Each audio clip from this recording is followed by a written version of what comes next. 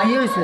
আমার বাবা বড় বড় সামনে কারণ দিয়েছিল রে আসতে সবাই আর মা কাছে আমি কত সময় কিছু বাকি এটা আমার মার গাড়ি আসছে বাজার হয়েছে যখন আমার বাবা দোয়ানো কাছে ও হিড়ি এই না হিটছে কে? জেড়া হিটছে? 5 টাকা আছে। আচ্ছা আচ্ছা।